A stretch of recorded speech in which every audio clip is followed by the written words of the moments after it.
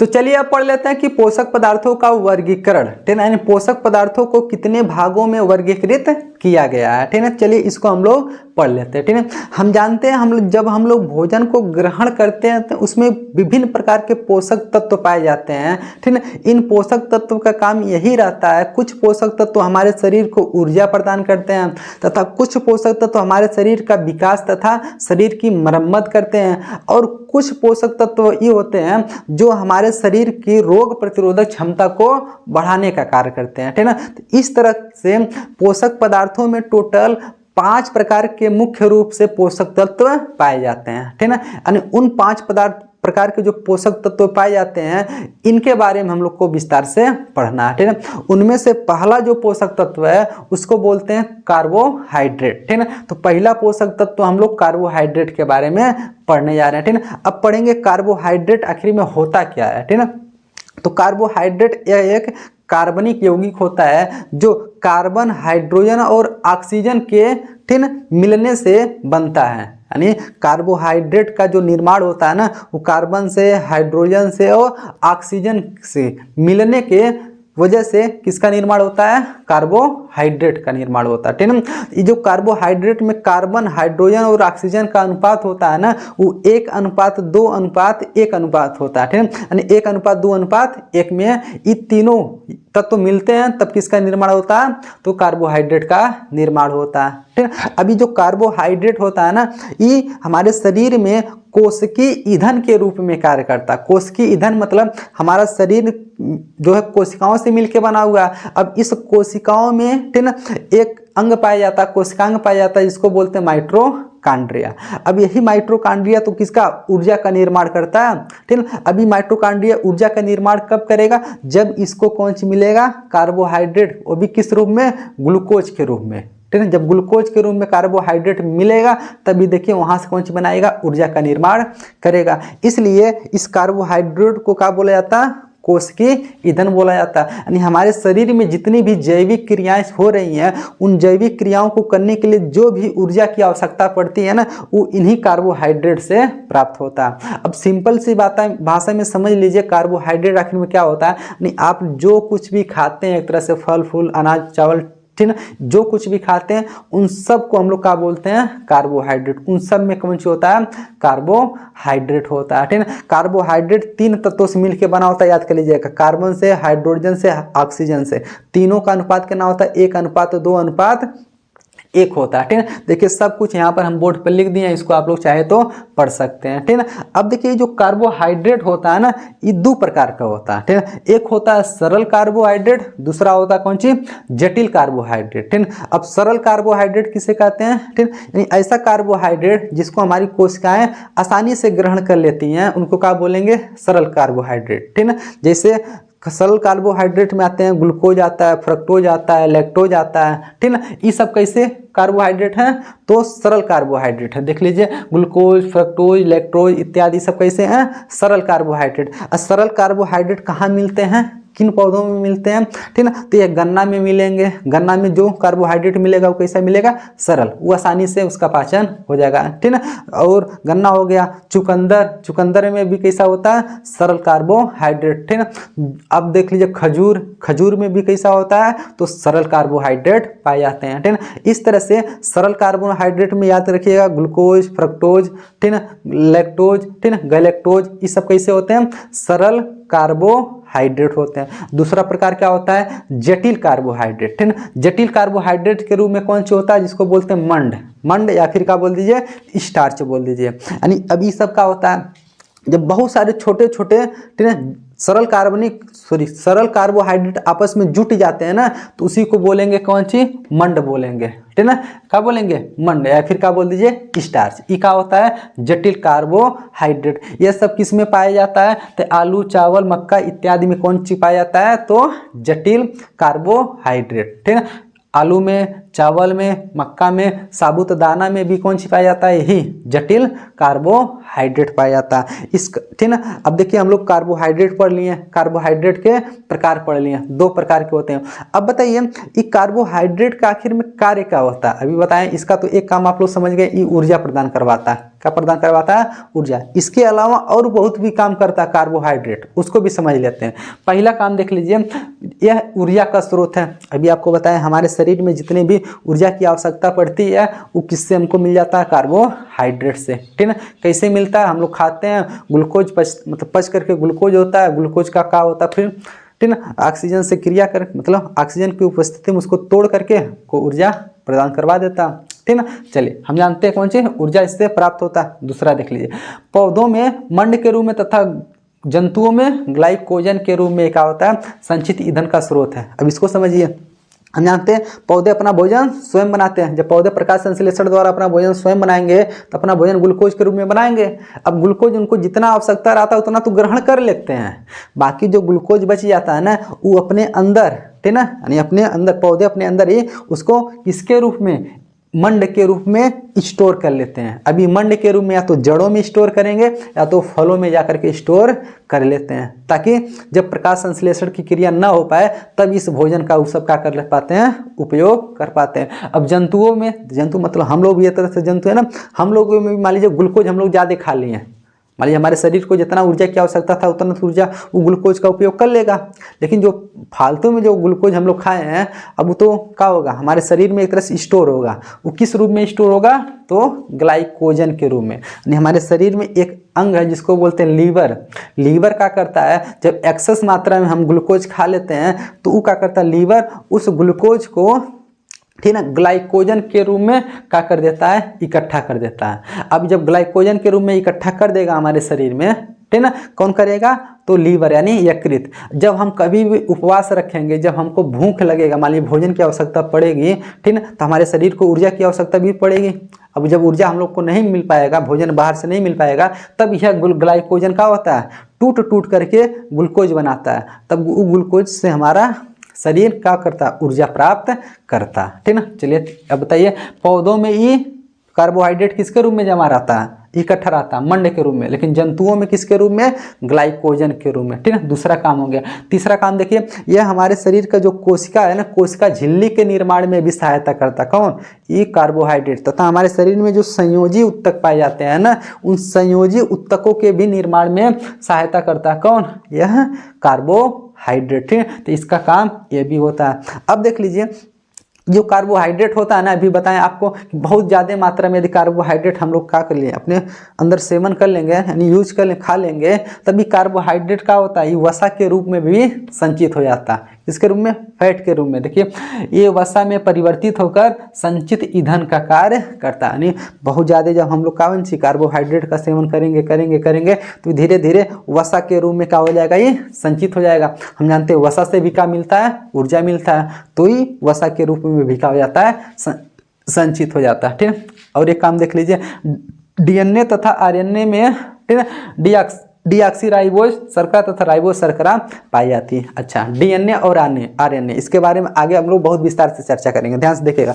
DNA का formula तो full form होता है डीऑक्सीराइबोज न्यूक्लिक एसिड यानी अम्ल होता है, और आरएनए को होता है राइबोज न्यूक्लिक एसिड यानी अम्ल होता है। यानी डीएनए और आरएनए में भी कौन सी पाया जाता है? ये कार्बोहाइड्रेट। कार्बोहाइड्रेट को शर्करा भी बोला जाता है, लेकिन डीएनए में जो कार्बोहाइड्रेट पाया जाता है उसको बोलते हैं डीऑक्सीराइबोज न्यूक्लिक, डीऑक्सीराइबोज शर्करा।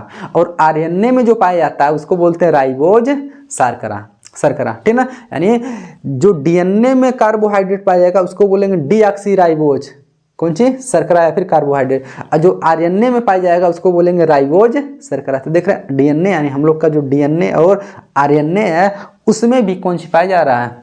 राइबोज, मतलब कौन सी?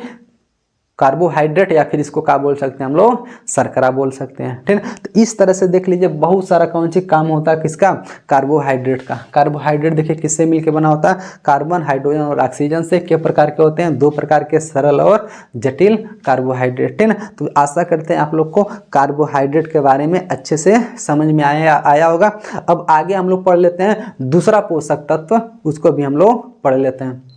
तो चलिए पढ़ लेते हैं कि वसा क्या होता है, यानी वसा किसे कहते हैं, ठीक ना। वसा भी एक प्रकार का पोषक पदार्थ होता है, ठीक ना। इस वसा का निर्माण भी कार्बन, हाइड्रोजन और ऑक्सीजन के संयोग से होता है, यानी वसा भी देखिए कार्बन, हाइड्रोजन और ऑक्सीजन से ही मिलकर बना होता है, ठीक ना। जिस तरह से कार्बोहाइड्रेट देखिए कार्बन, हाइड्रोजन और ऑक्सीजन से मिलकर बना होता है, और वसा भी देखिए कार्बन, हाइड्रोजन और ऑक्सीजन से ही मिलकर बना होता है। बस इसमें फर्क इतना ही है कि वसा में जो ऑक्सीजन की मात्रा होती है वो अपेक्षाकृत कम होती है, और कार्बोहाइड्रेट में वसा की मात्रा क्या होती है, अधिक होती है, ठीक ना।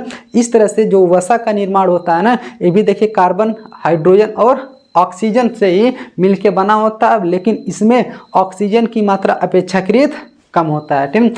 वसा जो होता है वो एक प्रकार का असंतृप्त कार्बनिक यौगिक होता है। अब असंतृप्त कार्बनिक यौगिक किससे कहते हैं, यानी ऐसा यौगिक जिसमें दो कार्बन के बीच में डबल बॉन्ड या फिर ट्रिपल बॉन्ड बनता है, उसे बोलते हैं असंतृप्त कार्बनिक यौगिक। तो जो वसा भी एक प्रकार का कार्बनिक यौगिक है, तो इसमें भी देखिए जो कार्बन रहेंगे ना, वो कार्बन कार्बन के बीच में डबल बॉन्ड बनता है या फिर ट्रिपल बॉन्ड बनता है, ठीक है। इसलिए इसको बोल रहे हैं कौन सी है, ये असंतृप्त कार्बनिक यौगिक है, ठीक है। ये जो वसा होता है ना, वो हमारे शरीर में अतिरिक्त भोज्य पदार्थ के रूप में संचित रहता है। जैसे मान लीजिए हम लोग जो कुछ भी खाते हैं, ठीक है, उसमें से हमारे शरीर को जो भी ऊर्जा की आवश्यकता पड़ती है, उस भोजन में से वो क्या कर लेता है, हमारा शरीर ऊर्जा बना लेता है। लेकिन जो भोजन हमारे शरीर में बच जाता है ऊर्जा बनाने से, तो वही देख लीजिए हमारे शरीर में स्टोर हो जाता है, इकट्ठा हो जाता है, जिसे हम लोग क्या बोलते हैं, वसा, यानी फैट बोलते हैं। एक तरह से कह दीजिए, हम लोग देखिए, आप लोग देखे होंगे जो लोग ज़्यादा खाते पीते हैं, उनके शरीर में बताइए जो ऊर्जा की आवश्यकता पड़ती है उनके शरीर को, तो उनका शरीर तो ऊर्जा बना ही लेता है, बाकी का जो भोजन बच जाता है उसको वसा यानी फैट के रूप में इकट्ठा कर लेता है कौन, हमारा शरीर, ठीक है। उसी को आप चर्बी बोल दीजिए या फिर फैट बोल दीजिए, ठीक।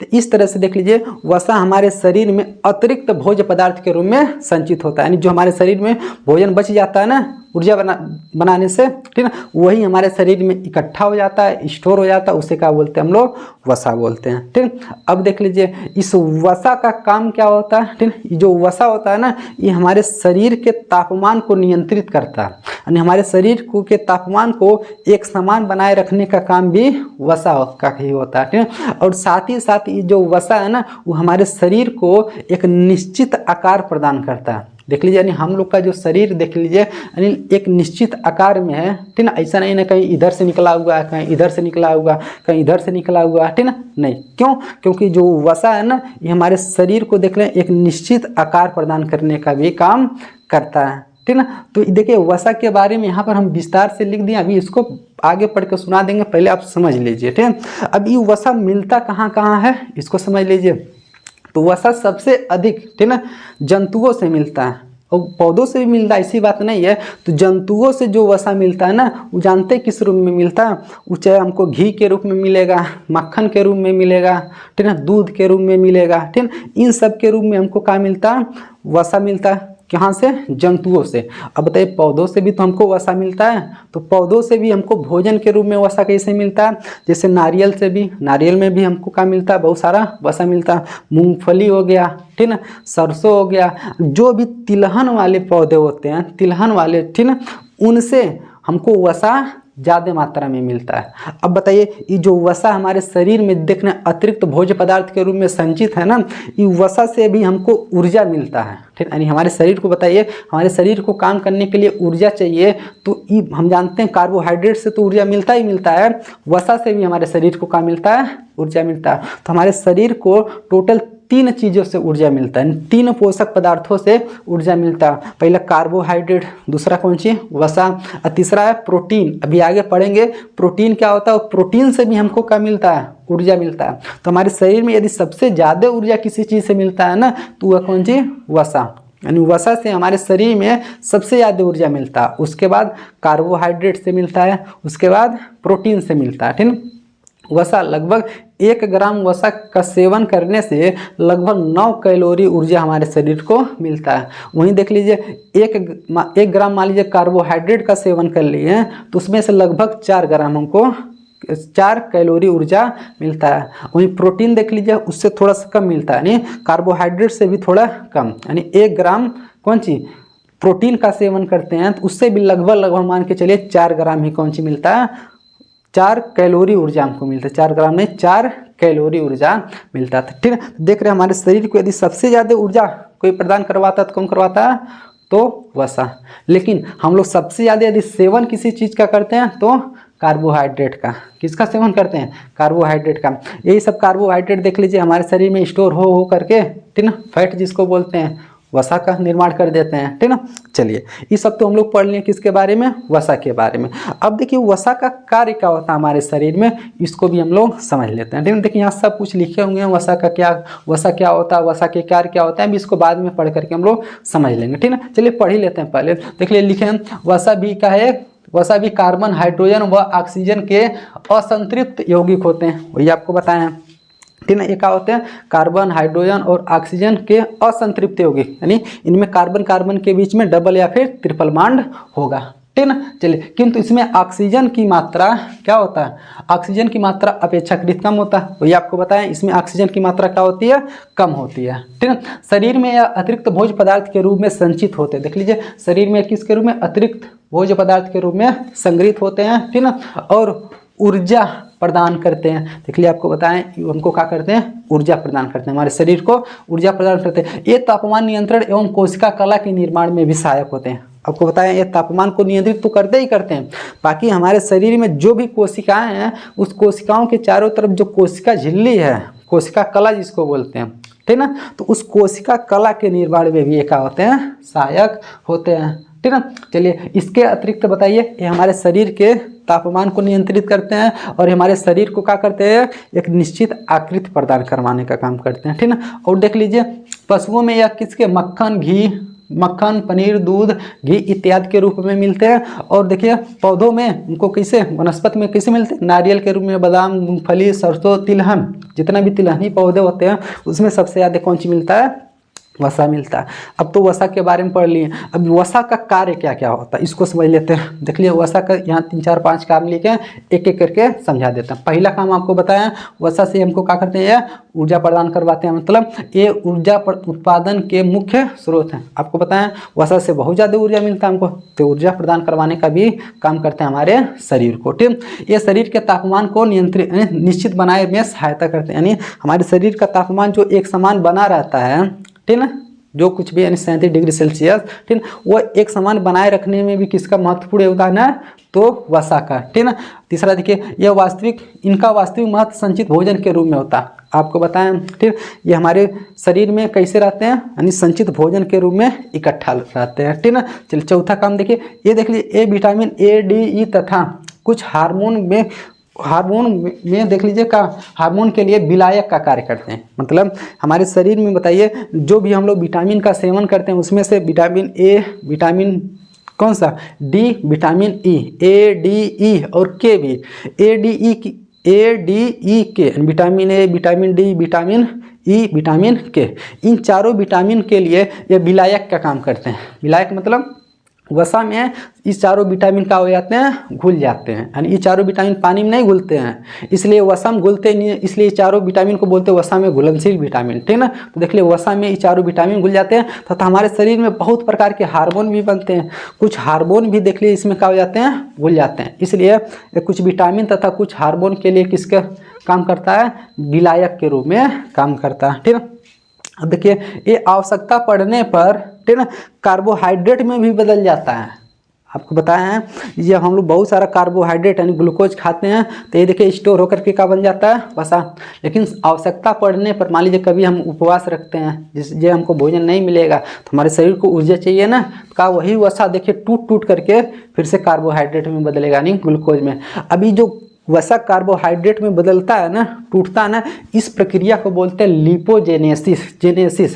लिपोजेनेसिस कौन सी प्रक्रिया बोलते हैं, लिपोजेनेसिस। ठीक है, यानी यहाँ पर लिखे हैं देख लीजिए लिपोजेनेसिस, यानी जो वसा होता है ना वो लिपोजेनेसिस प्रक्रिया द्वारा वसा से किसमें, कार्बोहाइड्रेट में बदल जाता है। ये कार्बोहाइड्रेट से भी हमको क्या मिलने लगता है, ऊर्जा मिलने लगता है। ठीक है, तो इस प्रकार से देखिए यानी दूसरा पोषक पदार्थ जो कौन सी था, वसा था, इसको भी हम लोग पढ़ करके खत्म कर लिए। ठीक है, अब आगे हम लोग पढ़ेंगे कि विटामिन भी तो एक प्रकार के कौन से नहीं, अभी प्रोटीन पहले पढ़ेंगे, ठीक है, फिर विटामिन पढ़ेंगे, फिर जल तथा खनिज पदार्थ पढ़ेंगे, खनिज लवण पढ़ेंगे, ठीक है। तो इसके अभी आगे हम लोग पढ़ेंगे किसके बारे में, प्रोटीन के बारे में। प्रोटीन भी तो एक तरह का है, पोषक पदार्थ है, ठीक है। तो उसको हम लोग पढ़ लेते हैं, इसको भी हम मिटा देते हैं।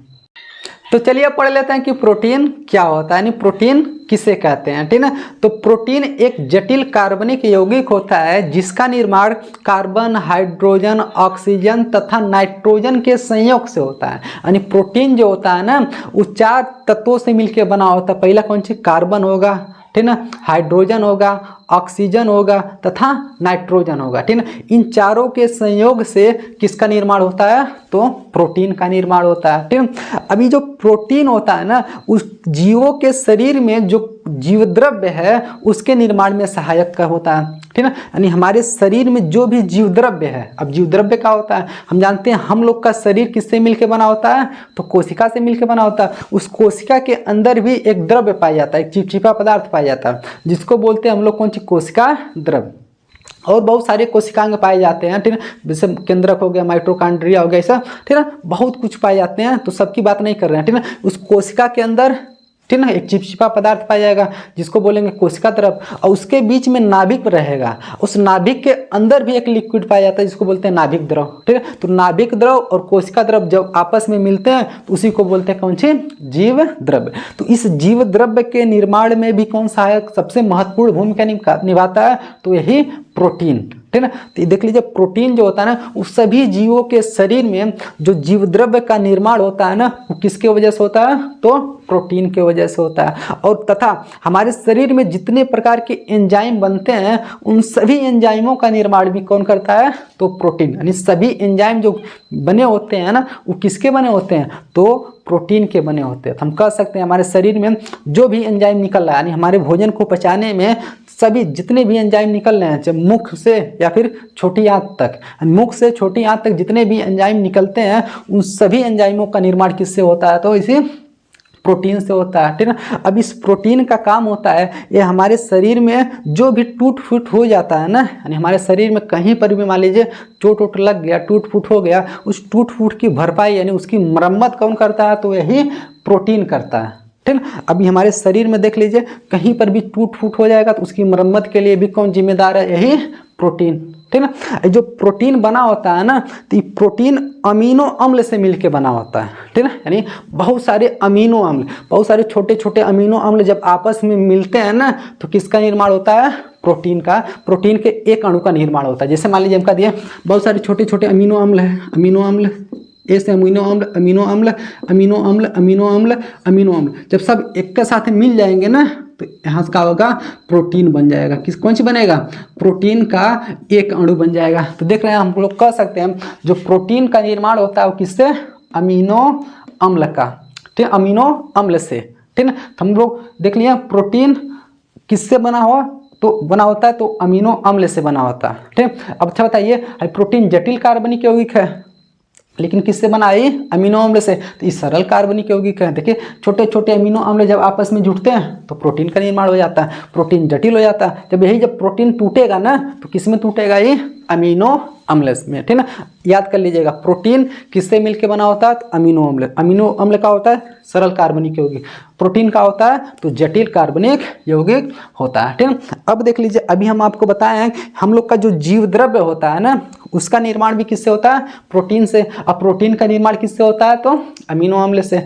अब हम लोग का जो जीव द्रव्य के निर्माण में ना टोटल 20 प्रकार के अमीनो अम्ल की आवश्यकता पड़ती है। सोचिए कितने प्रकार के, 20 प्रकार के अमीनो अम्ल की आवश्यकता पड़ती है। यानी हमारी कोशिकाओं को 20 प्रकार के अमीनो अम्ल मिलेगा तब वह जीव द्रव्य का निर्माण कर पाएंगे, ठीक है। तो बताइए 20 प्रकार के अमीनो अम्ल कहाँ से आते हैं, तो जो 20 प्रकार के अमीनो अम्ल होते हैं ना, उसमें से 10 ठोरा अमीनो अम्ल हम लोग की कोशिकाएं स्वयं बनाती हैं।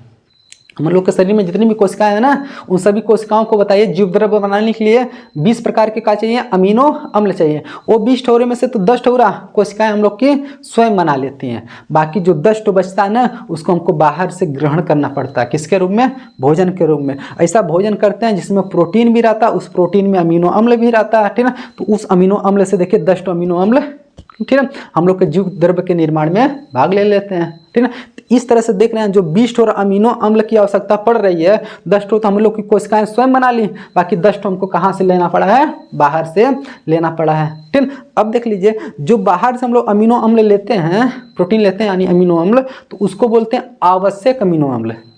बाहर से ले रहे हैं तो आवश्यकता पड़ रहा है तभी तो ले रहे हैं, तभी तो जीव द्रव्य का निर्माण होगा। तो जो बाहर से 10 अमीनो अम्ल लेते हैं ना, उसको बोलते हैं आवश्यक अमीनो अम्ल।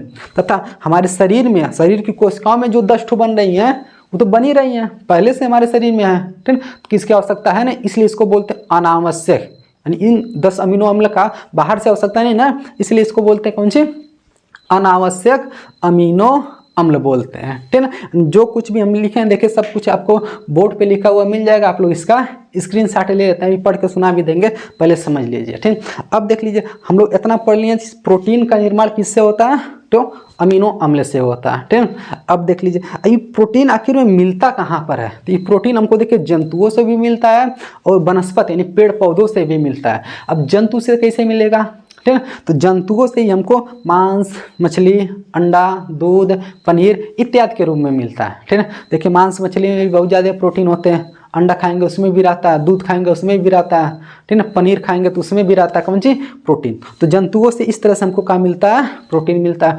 और वनस्पतियों से भी हमको, पेड़ पौधों से भी हमको क्या मिलता है, प्रोटीन। तो पेड़ पौधों से कैसे मिलेगा, यानी आप जितने भी प्रकार के दालें खाते हैं, दाल, ठीक है, उन सभी दालों में भर भर के क्या रहता है, प्रोटीन रहता है। ठीक है, दाल हो गया, आप गेहूं खाते हैं तो गेहूं में भी क्या रहता है, प्रोटीन। मूंगफली खाते हैं तो मूंगफली में भी क्या रहता है, प्रोटीन रहता है। ठीक है, तो इस सब का हो गया स्रोत हो गया प्रोटीन का, किसके द्वारा, वनस्पति द्वारा। ठीक है, दाल से हो जाएगा, गेहूं से हो जाएगा, मूंगफली से हो जाएगा। आप बादाम खाते हैं तो बादाम में भी क्या रहता है, प्रोटीन रहता है। ठीक है, जो कुछ भी हम आपको अभी तक पढ़ाए हैं सबका देखिए यहाँ सब कुछ बोर्ड पे लिखा हुआ, आप इसको आप अपने से भी पढ़ सकते हैं, नहीं तो कहेंगे हम भी पढ़ के सुना देंगे। ठीक है ना, बाकी आपको कुछ भी अंतर नहीं मिलेगा, प्रोटीन के बारे में जो कुछ भी हम आपको पढ़ाएं सब कुछ बोर्ड पर मिल जाएगा। ठीक है, अब आगे पढ़ लेते हैं इस प्रोटीन का कार्य क्या होता है हम लोग के शरीर में, उसको भी देख लेते हैं। ठीक है, चलिए एक बार हम इस प्रोटीन को अच्छे से एक बार पढ़ करके सुना भी देते हैं, समझा भी देते हैं, ताकि कोई कन्फ्यूजन ना रहे। ठीक है, पहले देखिए प्रोटीन, आपको बताएं प्रोटीन एक जटिल कार्बनिक पदार्थ होता है। इसका निर्माण कार्बन, हाइड्रोजन, ऑक्सीजन व नाइट्रोजन के संयोग से होता है। आपको बताएं प्रोटीन का निर्माण किससे होगा, कार्बन, हाइड्रोजन, ऑक्सीजन व नाइट्रोजन के संयोग से होता है। ठीक, यह जीव द्रव्य का निर्माण करने वाला प्रमुख पदार्थ है, यानी हमारे कोशिका के जीव द्रव्य का निर्माण कौन करता है, तो यही प्रोटीन। प्रोटीन सभी प्रकार के एंजाइमों का निर्माण करता है, यानी हमारे शरीर में जितने भी एंजाइम है, एंजाइम जब पाचन तंत्र पढ़ेंगे वहाँ सभी एंजाइम के बारे में हम लोग पढ़ेंगे। ठीक है, घबराइएगा मत। ठीक है, जब ग्रंथ पढ़ेंगे उसमें भी थोड़ा बहुत एंजाइम का चर्चा कर देंगे। ठीक है ना, तो देख लीजिए यानी हमारे शरीर में जितने एंजाइम बनेंगे सब किससे बने होते हैं, प्रोटीन का बना होता है। ठीक है ना, ये शरीर में वे टूट फूट की क्या करते हैं, मरम्मत करते हैं, यानी जो प्रोटीन होते हैं हमारे शरीर के क्या करते हैं, टूट फूट की मरम्मत करते हैं। ठीक है, आवश्यकता पड़ने पर ऊर्जा भी बनाते हैं। ठीक है, हम आपको बताए थे ना हमारे शरीर में ऊर्जा 3 चीज़ से प्राप्त होता है, कार्बोहाइड्रेट, वसा, प्रोटीन। कार्बोहाइड्रेट पढ़ चुके हैं उससे भी ऊर्जा मिला था, वसा पढ़ चुके हैं उससे सबसे ज़्यादा ऊर्जा मिला था, बाकी बचा कौन चीज़, प्रोटीन। ठीक है, तो प्रोटीन से भी हमको क्या मिलता है, ऊर्जा मिलता है। ठीक है, तो प्रोटीन भी कम ही ऊर्जा मिलता है, लेकिन ये भी क्या होता है, ऊर्जा प्रदान करवाता है हमारे शरीर को। ठीक है, प्रोटीन का एक अणु कई अमीनो अम्ल से मिलकर बना होता है। आपको बताएं प्रोटीन का एक अणु बहुत सारे अमीनो अम्ल जब आपस में जुटते हैं किसका निर्माण होता है, तो एक प्रोटीन का निर्माण होता है। ठीक है, सॉरी।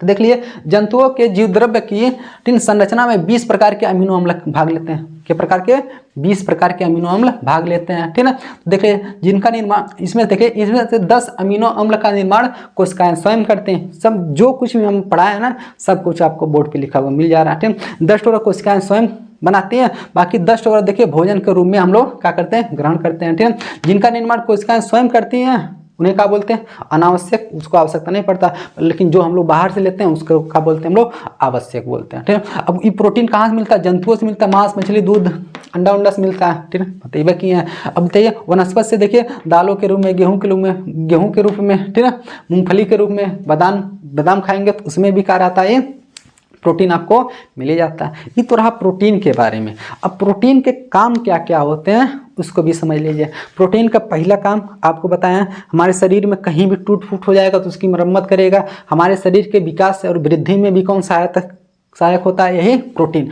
अब जितने अच्छे से प्रोटीन खाएंगे उतने अच्छे से आपका शरीर विकास करेगा, उतने अच्छे से आपका शरीर का निर्माण होगा। ठीक है, हमारे शरीर के निर्माण, विकास तथा टूट फूट की मरम्मत के लिए कौन जिम्मेदार होता है, तो यही प्रोटीन। दूसरा देख लीजिए, हम लोग का ब्लड है, ब्लड में बहुत सारी रक्त कणिकाएं हैं, उसमें से आरबीसी है। उस आरबीसी के अंदर पाया जाता है एक चीज़ हीमोग्लोबिन, जिसके वजह से हम लोग का रक्त का होता है लाल होता है। ये हीमोग्लोबिन भी एक प्रकार का प्रोटीन है, ठीक है ना। ये हीमोग्लोबिन का काम क्या होता है, हमारे शरीर में जब परिवहन होता है तो उसमें ऑक्सीजन को ले जाने का काम करता है कोशिकाओं तक। देख रहे हैं, ऑक्सीजन के परिवहन में हीमोग्लोबिन सहायक है, और हीमोग्लोबिन का है एक प्रकार का प्रोटीन है। तो ये देख लीजिए, हीमोग्लोबिन नामक प्रोटीन रक्त परिवहन में ऑक्सीजन का क्या करता है, परिवहन करता है। ठीक है, ये एंजाइमों के रूप में रासायनिक उत्प्रेरक का कार्य करते हैं। आपको बताया इन सभी एंजाइम प्रोटीन का बना होता है, ठीक है। यानी हमारे शरीर में जितनी भी जैविक क्रियाएं होती हैं, जैव रासायनिक क्रियाएं, चाहे अपचयी क्रियाएं चाहे उपचयी क्रियाएं, जो भी क्रियाएं होती हैं उसमें से ये जो प्रोटीन होता है ना, वो एंजाइम के रूप में, यानी एंजाइम बताइए प्रोटीन से ही बना होता है। तो जो एंजाइम होता है ना, वो जब जैव रासायनिक क्रिया में भाग लेता है ना, तो उसमें उत्प्रेरक का काम करता है। उत्प्रेरक मतलब उस जैव रासायनिक क्रिया को, कोई भी क्रिया हो रही है हमारे शरीर में, उसको या तो कम कर देगा या तो उसको बढ़ा देगा। कौन, यही, यानी कौन बढ़ाएगा, एंजाइम। लेकिन एंजाइम भी किसका बना होता है, प्रोटीन। तो हम कह सकते हैं प्रोटीन हमारे शरीर में जितनी भी जैव रासायनिक क्रिया हो रही हैं उसको कंट्रोल भी तो कर रहा है। कौन, यही प्रोटीन। कंट्रोल मतलब कम बेसी करने का काम भी यही कर रहा है, ठीक है।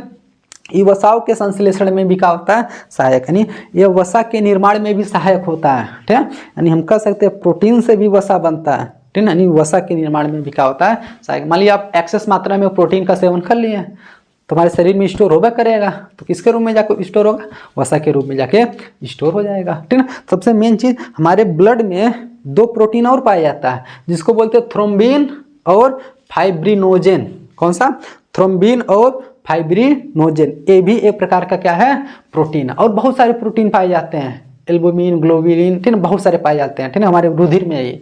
लेकिन उसमें से 2 ठोर मेन कौन सी है, वही यहाँ पर लिखे भी है, कौन सी, थ्रोम्बिन और फाइब्रिनोजन। यानी हमारे ब्लड में 2 प्रोटीन पाए जाते हैं जिसका नाम है फाइब्रिनोजन और थ्रोम्बिन। ये हमारे ब्लड को थक्का बनाने में सहायता करते हैं। यानी हमारा कहीं हाथ पैर कहीं कट गया, वहाँ से ब्लड निकलता है तो कब तक बंद होगा, जब तक वहाँ पर क्या थक्का नहीं जमेगा ब्लड। तो थक्का जमाने के लिए भी कौन सहायक है, यही प्रोटीन। कौन कौन सा प्रोटीन, ये थ्रोम्बिन और फाइब्रिनोजन, ठीक है। तो इस तरह से देख लीजिए हम लोग प्रोटीन पढ़ लिए, प्रोटीन का निर्माण कैसे होता है उसको पढ़ लिए, प्रोटीन का कार्य क्या होता है उसको भी हम लोग पढ़ लिए, ठीक है। चलिए अब आगे हम लोग पढ़ लेते हैं किसके, विटामिन के बारे में पढ़ेंगे, इसको हम लोग मिटा देते हैं।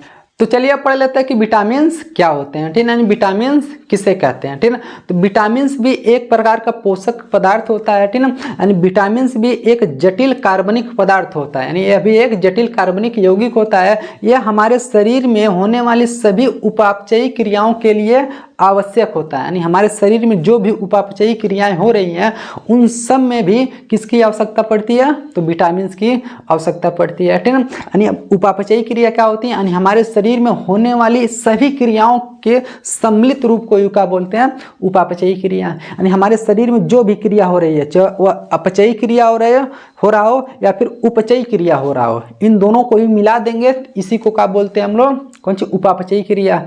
अब अपचयी उपचयी हम लोग पढ़ चुके हैं पहले से, ठीक है ना। यानी समझ लीजिए सिंपल सी भाषा में, यानी उपापचयी क्रिया मतलब हमारे शरीर में जो भी क्रिया हो रही है, जैसे श्वसन क्रिया हो रहा है ना, पाचन की क्रिया हो रहा, परिवहन की क्रिया हो रहा, उत्सर्जन की क्रिया हो रहा, इन सभी को मिला देते तो क्या बोलते हैं, उपापचयी क्रिया। इस उपापचयी क्रिया के लिए किसकी आवश्यकता पड़ती है, तो विटामिन उसमें बहुत ही आवश्यक होता है, ठीक है। अभी जो विटामिन होता है वो हमारे शरीर को प्रतिरक्षा भी प्रदान करता है, यानी हम लोगों को बीमार होने से बचाता है। कौन, तो ये विटामिन, ठीक है। देखिए जो कुछ भी हम पढ़ा रहे हैं, बोल रहे हैं, आपको लिखा हुआ मिल जाएगा, आप लोग इसका स्क्रीनशॉट ले लीजिएगा, ठीक है। अब देख लीजिए विटामिन क्या करता है, ये हम लोगों को क्या करता है, प्रतिरक्षा प्रदान करता है, यानी रोगों से सुरक्षा प्रदान करता है, यानी जल्दी हम लोग को रोगों से बचाता है, यानी रोग होने नहीं देता है। अब देख लीजिए यदि विटामिन ठीक है। यानी जो विटामिन है ना, इस विटामिन की कमी हो जाएगी ना तो हमारे शरीर में अपूर्णता रोग हो जाएगी। अपूर्णता रोग किसे कहते हैं? यानी एक ऐसा रोग जो किसी न किसी पोषक पदार्थ की कमी से होता है, उस रोग को बोलते हैं अपूर्णता रोग, ठीक है ना, डिफिशियंसी डिजीज, ठीक है ना, अपूर्णता रोग। अब जैसे मान लीजिए विटामिन की कमी से हो रहा है, तो विटामिन भी एक पोषक पदार्थ है, इसलिए विटामिन की कमी से होने वाले रोग को क्या बोलते हैं? अपूर्णता रोग। जैसे मान लीजिए चाहे विटामिन सी की कमी से हो, चाहे विटामिन ए की कमी से हो, ठीक है। चलिए 2-4 रोग बता देते हैं। जैसे मान लीजिए किसी को रतौंधी आने लगा, ये भी विटामिन की कमी से। बेरी रोग, तंत्रिका तंत्र काम नहीं कर रहा, ये भी क्या होगा? यानी अपूर्णता रोग कहलाएगा, ठीक है। खून की कमी हो गया, ये भी क्या हो जाएगा? अपूर्णता रोग हो जाएगा, ठीक है। बहुत सारी बीमारी आ जाएंगी, इन सबको क्या बोलते हैं हम लोग? अपूर्णता रोग। क्यों? क्योंकि किसी न किसी पोषक पदार्थ की कमी से हुआ। वो पोषक पदार्थ कौन सी है? ये विटामिन है, ठीक है। तो इसलिए इसको क्या बोलते हैं? अपूर्णता रोग, ठीक है। अब इस विटामिन शब्द का प्रयोग सबसे पहले करने वाले वैज्ञानिक का नाम था फंक, ठीक है ना। इसको आप लोग फुंक भी के लोग पढ़ते हैं, FUNK के फुंक, या फिर क्या पढ़िए? फंक। फंक नामक वैज्ञानिक ने सन 1911 ईस्वी में सबसे पहले विटामिन शब्द का प्रयोग किया था, ठीक है ना। और सबसे पहले जो विटामिन का पृथक किया गया था विटामिन को, वो विटामिन B1 था, ठीक है ना। विटामिन B1 को सबसे पहले किसी भी खाद्य पदार्थ से क्या किया गया था? अलग, यानी पृथक मतलब अलग किया गया था। लेकिन उस विटामिन B1 को पृथक करने से पहले विटामिन सी का, ठीक है, विटामिन सी का पता सबको था, हर एक वैज्ञानिक को विटामिन सी के बारे में पता था। लेकिन विटामिन सी के बारे में पहले से पता था, लेकिन विटामिन B1 को सबसे पहले क्या किया गया था? पृथक किया गया था, ठीक है ना। अब देख लीजिए, जो विटामिन होते हैं ना, वो मुख्यतः 2 प्रकार के होते हैं। विटामिन को हम लोग किस प्रकार से बांटते हैं? 2 प्रकार से बांटते हैं। पहला होता है जिसको बोलते हैं हम लोग जल में घुलनशील विटामिन, और दूसरा होता है जिसको बोलते हैं वसा में घुलनशील विटामिन। यानी कुछ ऐसे विटामिन होते हैं जो जल में आसानी से घुल जाते हैं, तो जल में घुलनशील विटामिन। कुछ ऐसे विटामिन होते हैं जो जल में नहीं घुलेंगे, खाली वसा, फैट, तेल वेल में घुलेंगे, ठीक है। इसीलिए उसको क्या बोलते हैं? वसा में घुलनशील विटामिन। अब जल में घुलनशील कौन कौन विटामिन होते हैं? तो विटामिन B और C क्या होते हैं? जल में घुलनशील विटामिन। विटामिन B और विटामिन C जल में घुलनशील विटामिन होते हैं। बाकी जितने विटामिन बचते हैं, जैसे vitamin A, vitamin D, vitamin E, vitamin K, A, D, E, K, ये सब किस में होते हैं? वसा में घुलनशील विटामिन होते हैं। ये तो हम लोग विटामिन के बारे में थोड़ा सा पढ़ लिए, ठीक है। अब विटामिन से होने वाले रोगों के बारे में उन्ना अच्छे मतलब विस्तार से अभी यहाँ नहीं पढ़ेंगे, उसको किसी और वीडियो में कवर करेंगे। फिर भी आपको थोड़ा सा रोगों के बारे में बता देते हैं, किस विटामिन की कमी से कौन कौन सा रोग होता है। जैसे मान लीजिए हम कह दिए, अभी विटामिन यहाँ पर देखेंगे, विटामिन को 2 प्रकार से बांटे हैं। एक क्या? वसा में घुलनशील, सॉरी जल में घुलनशील, एक वसा में घुलनशील। जल में घुलनशील क्या हुआ? 2, वसा वाला क्या हुआ? 1, 2, 3, 4, यानी 4 और 2 कितना हो गया? 6। यानी इसे भी बोल सकते हैं विटामिन मुख्यतः 6 प्रकार के ही होते हैं, ठीक है। लेकिन अब कितना लोग गिनने लगते हैं, विटामिन B में भी अकेला कई प्रकार होता है। जैसे विटामिन B1, B2, B3, ठीक है, B5, B6, B12, ये सब देख लीजिए। इसको गिनने लगेंगे और प्रकार का हो जाएगा, ठीक है ना। तो आप ऐसे बताइएगा, विटामिन को मुख्यतः 2 प्रकार से बांटा गया है, एक जल में घुलनशील, एक वसा में घुलनशील। सबको गिन के मत बताइएगा, ठीक है ना। जल वाले घुलनशील लिख लीजिएगा BC, वसा में घुलनशील ADEK। अब इससे होने वाले कौन कौन से रोग होते हैं? जैसे मान लीजिए किसी को विटामिन A की कमी हो गया तो उसको रतौंधी आने लगेगा, उसके आँखों में के सामने का काला काला छा दे, मतलब अंधेरा छा जाएगा जब बैठ कर अचानक उठेगा तो, ठीक है ना। तो विटामिन A की कमी से, ठीक है। मान लीजिए विटामिन B, अभी बताया ना, B में भी कई प्रकार का होता है, B1, B2, B3 ऐसे, ठीक है ना। उसमें से यदि विटामिन B1 की कमी हो गया, ठीक है, तो बेरी रोग हो जाता है। बेरी मतलब तंत्रिका तंत्र अच्छे से काम नहीं काम करता है। विटामिन B2 हो जाएगा, मतलब B2 की कमी हो जाएगी तो ओंठ फटने लगेगा, ठीक है ना, त्वचा सूखने लगेगा विटामिन B2 की कमी से। ऐसा विटामिन B2 में भी बहुत, मतलब विटामिन B में बहुत प्रकार के होते हैं, ठीक है ना। तो सबको हम लोग नहीं पढ़ेंगे, मेन चीज़ खाली पढ़ा रहे हैं, ठीक है। इसको हम लोग अगले वीडियो में अच्छे से पूरा विस्तार से पढ़ेंगे, घबराइएगा मत, यहाँ वीडियो लंबी हो जाएगा। यहाँ तुम्हारा हेडिंग था खाली विटामिन के बारे में थोड़ा सा जानना, ठीक है ना। चलिए विटामिन A पढ़ लिया, B के बारे में थोड़ा सा जान लिया, ठीक है। विटामिन C की कमी यदि किसी को हो जाएगा ना, तो उसके अंदर एक बीमारी हो जाएगा जिसको बोलते हैं स्कर्वी रोग। स्कर्वी रोग में क्या होता है? मसूड़ों से खून आने लगता है, ठीक है ना। मसूड़ों से खून निकलने लगता है, इसको बोलते हैं स्कर्वी रोग। ये विटामिन किसकी कमी से? C की कमी से। अब विटामिन C किस में मिलता है? तो खट्टे फल, जितने भी खट्टे फल होते हैं, नींबू हो गया, संतरा हो गया, कच्चा आम हो गया, ठीक है ना, इन सब में क्या मिलता है? Vitamin C। विटामिन C का सेवन करेंगे तो क्या हो जाएगा? ये आपका मसूड़े से खून आना बंद हो जाएगा। ठीक है, ये एक ऐसा विटामिन है जो हमारे शरीर में स्टोर नहीं होता विटामिन सी, सुबह लेंगे शाम को निकल गया। ठीक है, यूरिन के माध्यम से शाम को लेंगे सुबह को निकल गया। ठीक है, इसलिए इसको प्रॉपर रूप से लेते रहना चाहिए। विटामिन सी की गोली भी आती है, खट्टा खट्टा खाते रहिए, आराम से विटामिन सी की कमी पूरा हो जाएगी। ठीक है, चलिए विटामिन सी हो गया। विटामिन डी की कमी हो जाएगी तो आपका शरीर नहीं, आपका हड्डी का हो जाएगा, कमजोर हो जाएगा, पतला हो जाएगा। इसको बोलते हैं हम लोग कौन सी, रिकेट्स। इस बीमारी को क्या बोलते हैं, रिकेट्स या फिर सूखा रोग। विटामिन डी की गोली भी आती है, खाते रहिए, आराम से आपका हड्डी का होगा, मजबूत रहेगा। या फिर सबसे अच्छा विटामिन डी का स्रोत कौन है, सूर्य है। सुबह के समय में 7-8 बजे जब सूर्य निकलता है, आधे घंटे धूप में बैठ जाइए, आराम से विटामिन डी की पूर्ति हो जाएगी। ठीक, विटामिन डी कमी हो से कौन सी बीमारी होता है, रिकेट्स यानी सूखा रोग। विटामिन ई की कमी से, विटामिन ई की कमी से जनन संबंधित समस्या आ जाती है। ठीक है, जनन क्षमता में क्या हो जाती है, कमी हो जाती है, और मांसपेशियां भी कमजोर होने लगती हैं। ठीक है, ये किसके कमी से, विटामिन ई की कमी से। ठीक है, इसको कैसे ठीक किया जाएगा, मान लीजिए तो इसमें अंकुरित बीज का प्रयोग करिए, हरी सब्जियां खाइए, और साथ ही साथ मांस मछली का भी सेवन करिए, दूध अंडा पनीर। ठीक है, ये सब समस्या दूर हो जाएगा। इसके बाद देखिए विटामिन कहाँ तक पहुँच गया, ई तक। अब अंतिम वाला विटामिन बचा कौन सी, विटामिन के।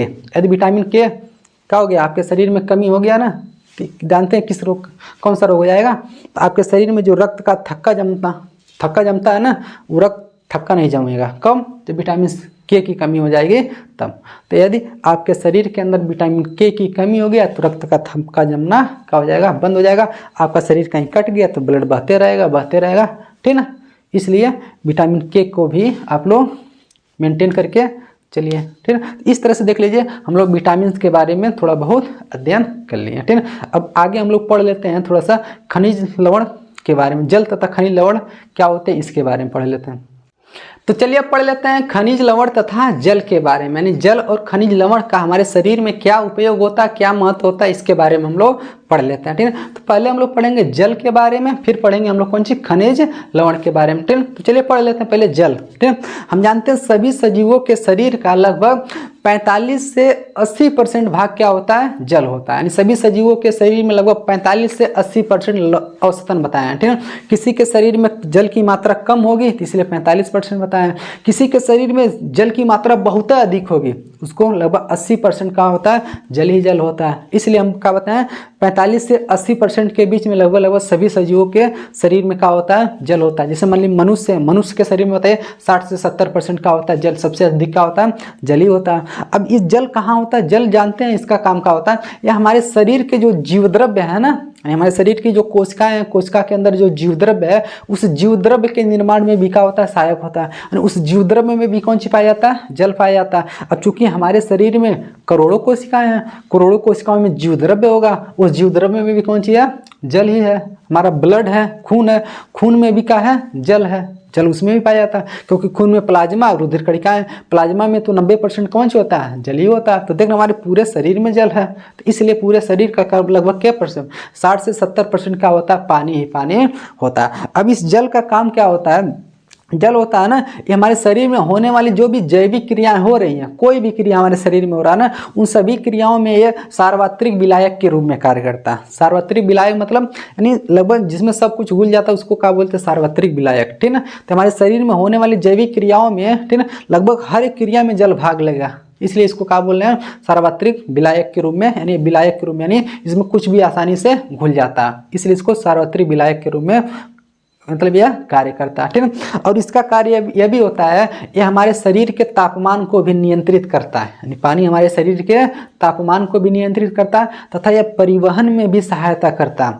हमारे शरीर में कोनो भी चीज़ को एक स्थान से दूसरे स्थान तक ले जाना रहेगा तो उसमें भी कम चीज जल का बहुत योगदान रहता है। मान लीजिए रुधिर के माध्यम से कौन चीज, एक चीज दूसरे स्थान, एक स्थान से दूसरे स्थान तक जाता है ना, तो उस रुधिर में भी क्या है, जल है, इसलिए जल देख लीजिए परिवहन में भी क्या करता है, सहायता करता है। ठीक है, तो ये हो गया जल के बारे में। अब पढ़ लेते हैं किसके बारे में, खनिज लवण के बारे में। यानी जो कुछ भी हम आपको पढ़ाए हैं, देखिए यहाँ बोर्ड पे लिखे होंगे, आप लोग इसका स्क्रीनशॉट ले लीजिएगा। ठीक है, चलिए जो खनिज लवण होते हैं ना, ये हमारे शरीर में लगभग 4 से 5% भार इनका ही होता है। हमारे शरीर का पूरे भार का लगभग कितना, 4 से 5% भार में कौन से होते हैं, ये खनिज लवण। ठीक है, मान लीजिए आप 100 किलो हैं तो 4 से 5 किलो आपके अंदर कौन सी होगा, खनिज लवण होगा, ठीक है ना। और उस खनिज लवण में कार्बनिक भी होंगे, अकार्बनिक होंगे, बहुत कुछ खनिज, बहुत सारे खनिज लवण होंगे, ठीक है। उसमें से कुछ को हम लोग पढ़ लेंगे अभी। चलिए, तो हमारे शरीर में जितनी भी जैविक क्रियाएं होती हैं, उपापचयी क्रियाएं होती हैं, उन सभी उपापचयी क्रियाओं में कुछ अकार्बनिक खनिज बहुत महत्वपूर्ण भूमिका निभाते हैं, ठीक है। अभी जो खनिज होते हैं ना, ये हमारे शरीर के निर्माण में भी सहायक होते हैं, ठीक है। जैसे मान लीजिए हम कह दिए हमारे शरीर का निर्माण कैसे करते हैं। मान लीजिए हम लोग का हड्डी में बताइए कौन सी है, कैल्शियम है। कैल्शियम भी तो एक खनिज है। तो देखिए कैल्शियम तथा फास्फोरस भी क्या है, खनिज है। तो हड्डी देखिए कैल्शियम और फास्फोरस का बना होता है। उसी तरह देखिए हमारा दांत जो है, दांत में भी तो कैल्शियम और कौन सी है, फास्फोरस ही है, ठीक है। तो देखिए हमारे दांतों के निर्माण में भी खनिज सहायता कर रहा है, खनिज का सहायक।